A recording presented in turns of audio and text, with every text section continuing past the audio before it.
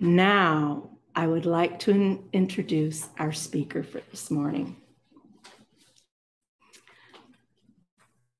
Reverend Keith Norton. He is our senior minister. He came here and, like me, found myself a home. Fiona, his wife, and Reverend Keith were married here, and he has worked in our board of directors as president, vice president, and trustee. He has an interest in photography and the Civil War. He has amazing spirit guides from Gentle Bear to President Lincoln, hence the interest in the Civil War. Please help me welcome Reverend Keith Norton to the podium. Good morning, everyone. Good morning. So this is, as I promised, continuation of a series that I did last time I spoke. This is part 2. The first one was on this art of silence. This one is the art of concentration and meditation. And let's go back and recap real quickly how to get into the silence. First, get comfortable, whether it be on a couch, your favorite chair, sitting or lying on the floor. Don't lie in bed because it triggers the sleepy time endorphins, and that's not what we're here to do. Whatever your space is, make it your sacred space. Try to meditate at the same time every day.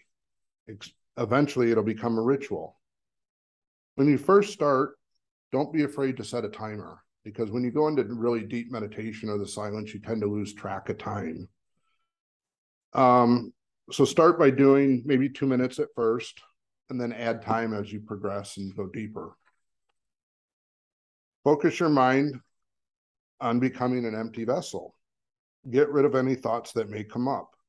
Don't worry, this happens all the time, even to people that meditate regularly. Anything that comes up, like what's for dinner, did I pay my bills, what do I got to do at work tomorrow, just put it in what I call a thought bubble. Let it go off and disappear and pop.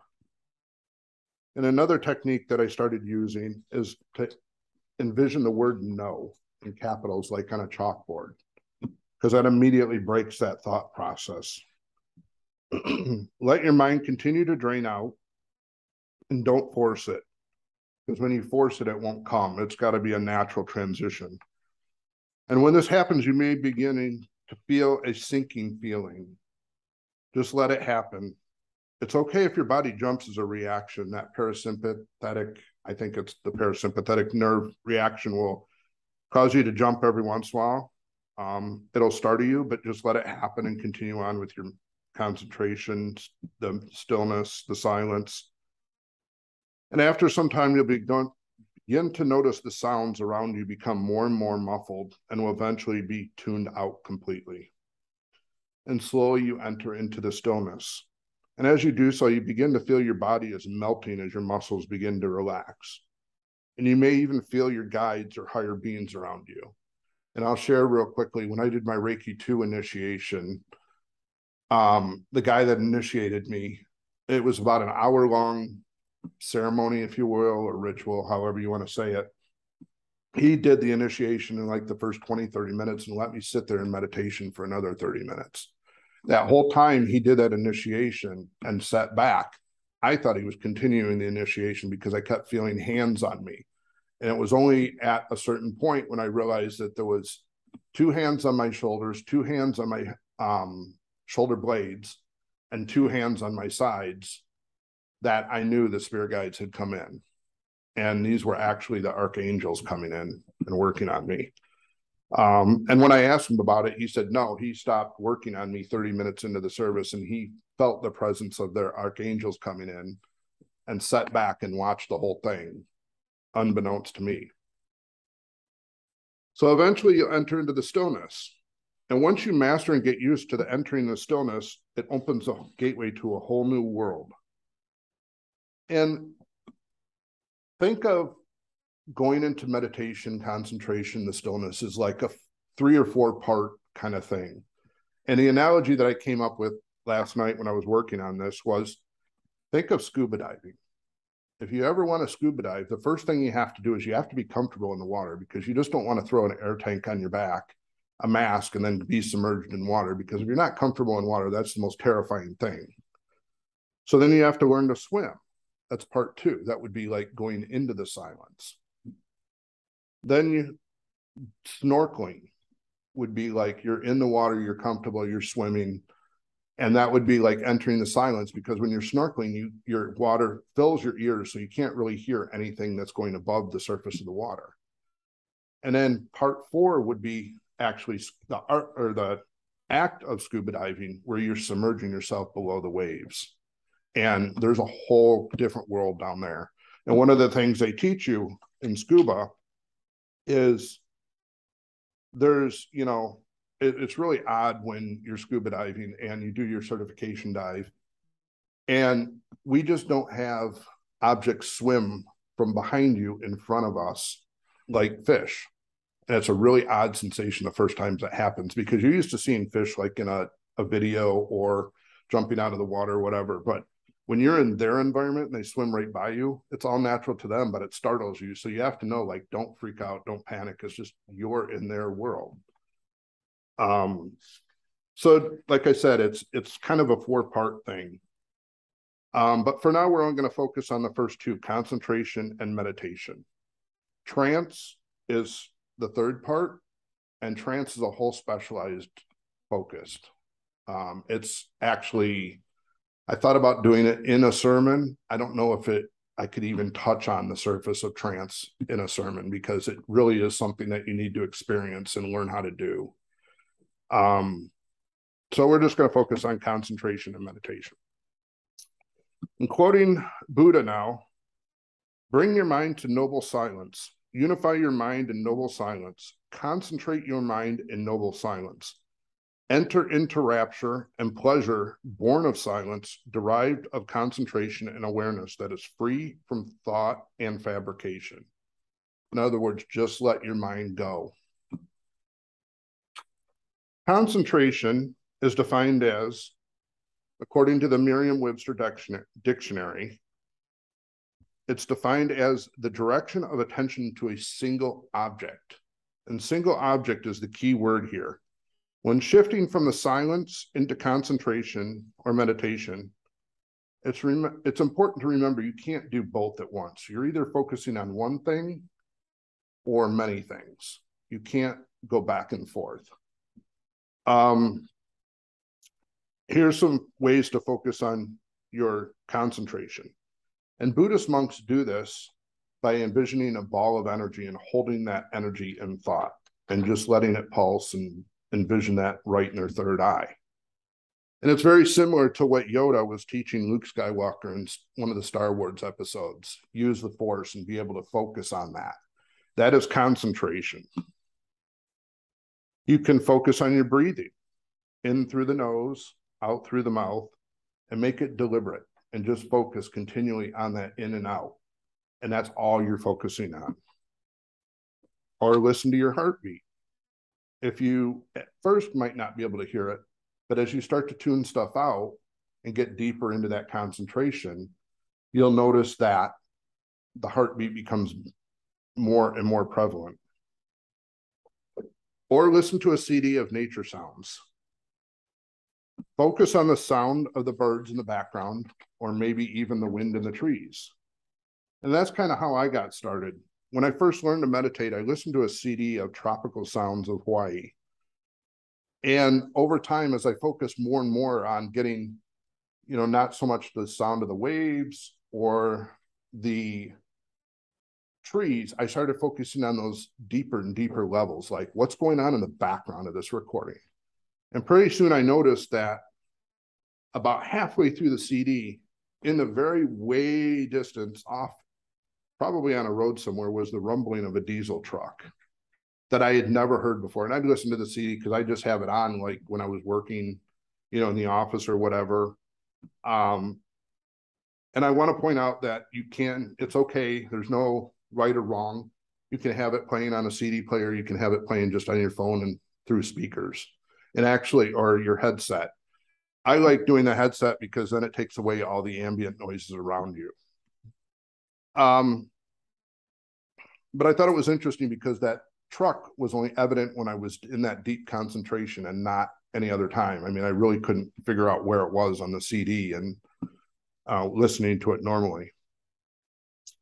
Whatever you choose to concentrate on, make sure to keep focusing on that one specific thing. Eventually, everything else, the noises around you, of the room, the normal sounds of the house creaking, the furnace kicking on, become non-existent. You're only holding your thought on that single item. And focus on that moment and only this moment. And have you ever been so focused you become aware or unaware of things going on around you?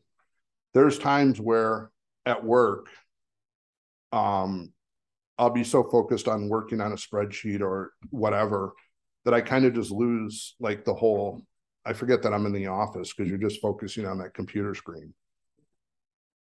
And professional athletes or Olympic athletes, you ever notice they pause before whatever they're doing? Like, let's say bobsled team.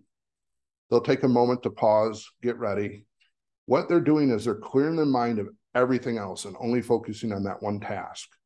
Because like in a bobsled team, let's say there's a 4-man bobsled team, the front guy is always the pilot. So he's just got to steer the thing. He's not worried about how fast it's going. He's just worried about keeping it on track and upright, obviously. But that's all his job is for the next minute and a half or 2 minutes, how long it takes to get down the track. So they pause and they focus. And a lot of the training that athletes at a professional level do is visualization, continually going back over what they need to do, you know, and visualize how to, you know, running or focusing on their breathing. Or, I mean, like I've heard marathon runners, to keep the pace up, will focus on, you know, their pattern of their feet hitting the pavement, their breathing, the pulse, whatever, but they're only focusing on that. And that's the level of concentration we're attempting to reach.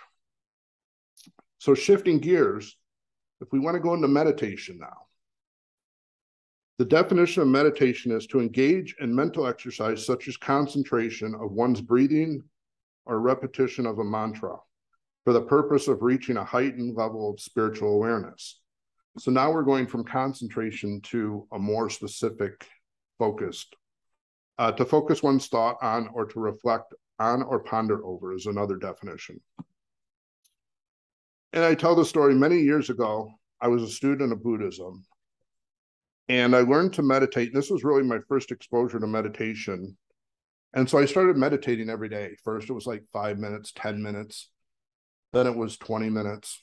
And over time, I realized that I felt great. I was so focused. I was so clear-headed. I worked in what I thought was a high-stress job at the time.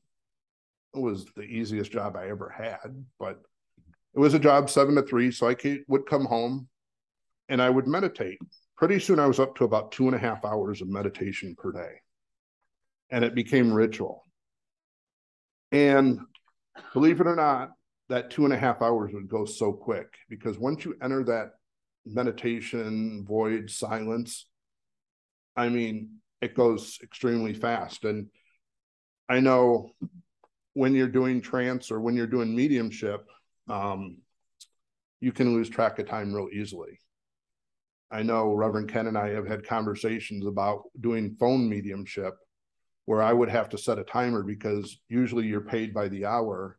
And there was one time I went an hour and a half. So I gave a lady an extra 30 minutes. I know Reverend Ken, I think, went two hours before it came. Yeah. So. Seemed like it was 15 minutes. Yep. And it does. Even when I do trance on the platform, it seems like a couple minutes. So it goes quick. So here's some ways to meditate. Use guided meditations. There's all kinds of CDs available. There's meditations online, YouTube. There's even apps that you can download for your phone. And there's apps you can use for concentration. Like one of the ones that I listen to a lot of times when I'm really stressed is an app called White Noise. And it's basically designed to block out ambient noise around you. And it sounds like a dryer running, the sound of an airplane being in a jetliner. One of my favorites is listening to the grandfather clock. the pendulum just, ticking away the seconds. There's even, and this one will put me to sleep, is one of them is actually the sound of an old steam train on the tracks, the clickety click, clickety click, clickety click. And there's actually a whole CD I bought years ago of a steam train that starts out from the station. And the last thing I always remember is hearing the conductor yell, "All aboard." And once the train takes off, it's that clickety click, clickety click. And you hear the steam whistle and the train. And as you're going down the tracks, you can hear as you pass the crossings. That one always puts me to sleep. It's such an awesome, I don't know what it is about trains and that sound, but it's it'll put you into meditation, or another great class is, well, like I said, YouTube. There's tons of guided videos and guided meditations. And if you're interested in learning how to get into deep meditation, I'm going to promote Reverend Ken's 12 Steps to Higher Consciousness that Reverend David is now teaching. That is an awesome class to go deeper into meditation. He what? He doesn't have it yet. Okay. But that class is awesome. You come in for 12 weeks in a row and play a meditation. You learn about and it's all progressive. So you start out real like the base level, and by the 12th week, you're going deeper and deeper. And they're all different meditations. It's a phenomenal class. And so me personally, I use a few different meditations depending on the experiences I'm looking for. One of the ones that I do, not regularly, but I've done in the past, is once you're in the meditations, reviewing the chakras. Start at your root chakra and work up and then back down to make sure everything's flowing correctly. Are there any blockages you need to work through? To work with my spirit guides, I have a couple different ones. To meet Gentle Bear, I envision a walk in the forest to a spot that I call the Grand Council Ring. It's a ring of stumps just basically around a raging fire in the middle of the circle. And it usually takes place at night, because what I'll do is I'll walk to the circle, I'll sit down, and then Gentle Bear, who is my Native American elder, will come and sit down in the circle across from me, and I can only see his face from the fire because it's that bright. And to meet with Sarah and President Lincoln, who are two of my other spirit guides, I picture walking down the street to an old Victorian house at the end of the block. And I walk in the door, and that's where it's like stepping back into the 1860s and like having a ball going on. And usually if I need to go into like some type of, if there's something that is bugging me or I need spiritual advice on, it's like I meet with Sarah and President Lincoln and go into a, like a seance room or a separate room of the wing of the house and just have that internal conversation and meditation. And then to meet with past loved ones, another one that I've used in the past is I envision walking in the woods and going down a path, crossing over a bridge, and on the other side of the bridge, there's a small bench. And by the time I cross the bridge, by the time I get to the bench, my loved one who I want to talk to is sitting there waiting for me. That one works quite well. To meet with higher beings, whether you call them, extraterrestrials or enlightened beings, I call them the higher beings. I've used the meditation of going in deep into a cave. And basically I'm walking through the forest and I see a cave and I go into the cave, and I used a cave as a kid.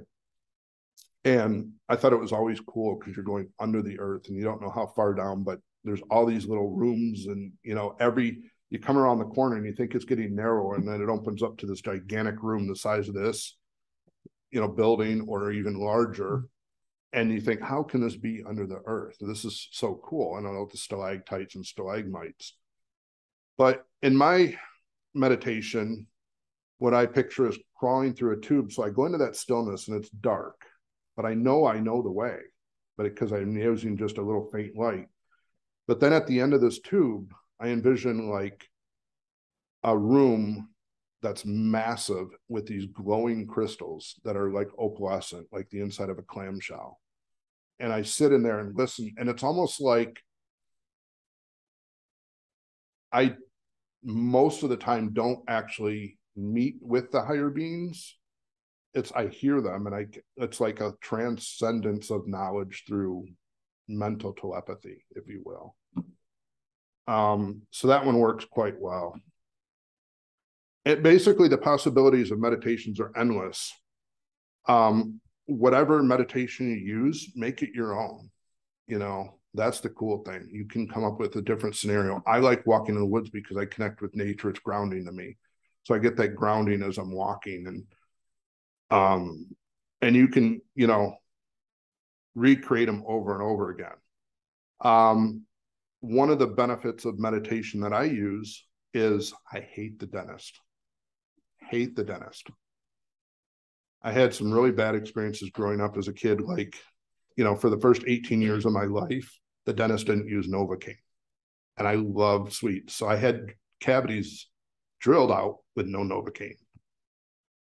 So the first time that I was in the Marine Corps and went to Navy base, I had a filling and they're like, oh, we're going to numb you up. And I'm like, what? They're like, yeah, we're going to give you Novocaine to numb it. So we don't, I'm like, oh, is this new? They're like, no, why? I'm like, oh. And I was kind of startled because I was like, this is cool. But I just hate them working on my mouth. I always have, sensitive teeth and stuff. So I use meditation. I just I bring my headphones and listen to like the spa channel. And I use meditations like I'm somewhere else other than sitting in the dental chair, listening to the dental drill, or the cleaning or, so you can use it for pain control. You can use it to, take away stress. There's several advantages to meditation. Whatever you use, the methodology, whenever you use it, just keep sticking with it. Don't worry if you can't get there right away. Just keep with it. And don't force it. Just keep working with it. It will come like anything else. I mean, some musicians just naturally born with a gift, right? But some have hours and hours and hours of practice behind them. And everyone can do it. It's not easy at first, but I assure you that it will get easier the more you do it. It's just all of the practice. Journal your experiences. When you come out of your meditation, make sure to journal what you recall and the meditation you use, because that'll help you go deeper next time. And it's amazing to go back and read those experiences over time. And lastly, in closing, I want to bring up an extremely important thing, I guess, for lack of a better word. When somebody's in meditation or in trance or concentration, don't ever rapidly wake them up. Because especially when somebody's in trance or deep meditation, you are connected to some other force. And when you are in meditation, you are actually in the same brain wave activity as somebody who is in REM sleep, in that theta wave. So you're in an altered state of consciousness. To wake somebody up rapidly out of a concentration or meditation or even trance is extremely harmful to their body. You can cause severe health issues with that. And I've never read of anybody, but some of the books I've read said you can even cause people to have really bad enough effects where it could possibly kill them. I think to be in that level of meditation, I don't know if that's true or not, basically, in my opinion, but I think the point is that you can cause really bad, harmful effects, or, so please don't ever wake anybody up. Do it gently, because to startle them and wake them is really catastrophic to them, and it can be even permanent. So thank you for listening today. Namaste.